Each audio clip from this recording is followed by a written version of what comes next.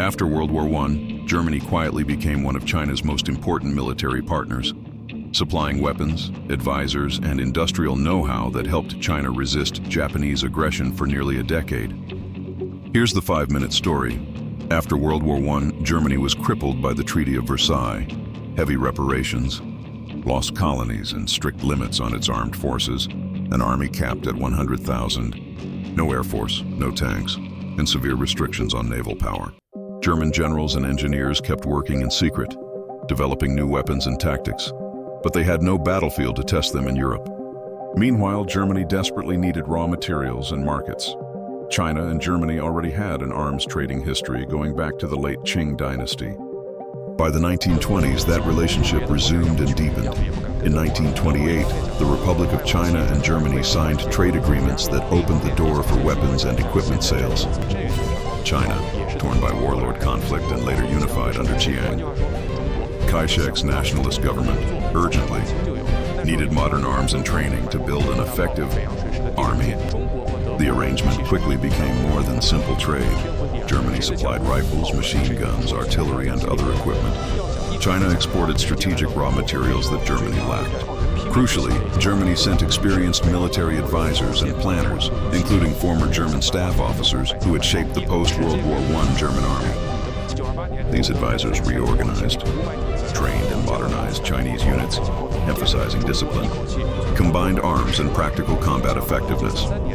From the early 1930s, German advisors helped overhaul China's arsenals and armaments industry.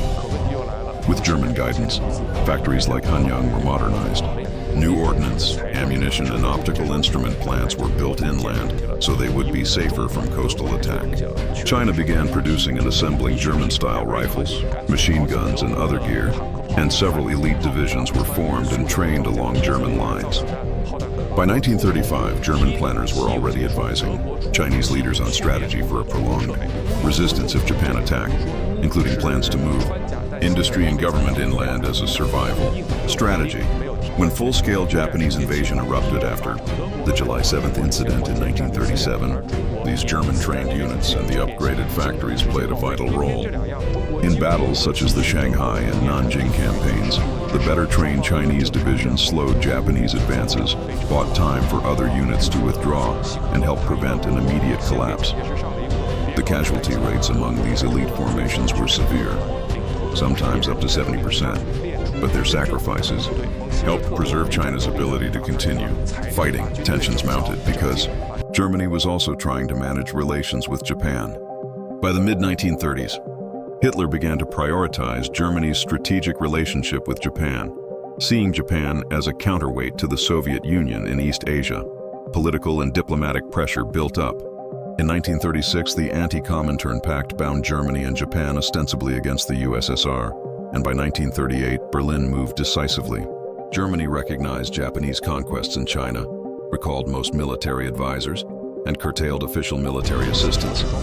That ended the formal Sino-German partnership. Still, a few German individuals refused to leave.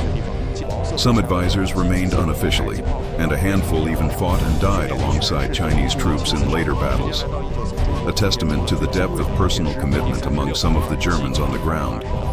From the late 1920s to 1938, Germany provided China with weapons, technical assistance, industrial upgrades, and critical military training that materially strengthened China's ability to resist Japan. The relationship was pragmatic and transactional. Germany needed materials and markets, China needed equipment and expertise, but its impact was significant.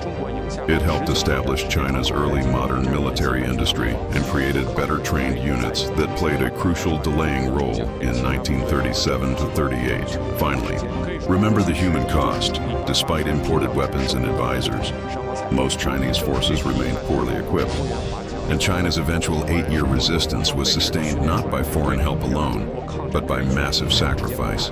Soldiers holding the line often with little more than courage, improvised tools, and total civilian support on the home front.